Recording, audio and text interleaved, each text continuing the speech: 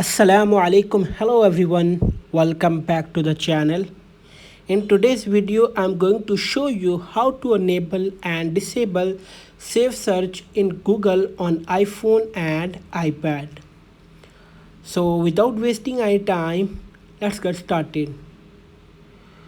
So guys, first open any browser where you want to enable or disable safe search.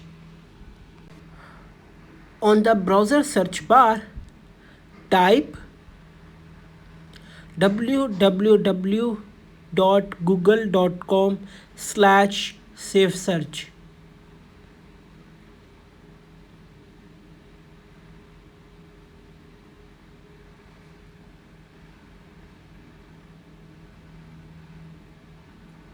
So guys, after typing the www.google.com/safe search, then click on go button.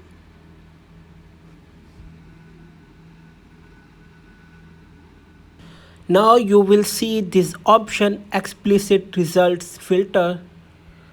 You can enable and disable this feature for safe search. That's it. So guys, like this little video before you go and subscribe to our channel. Thanks for watching this video.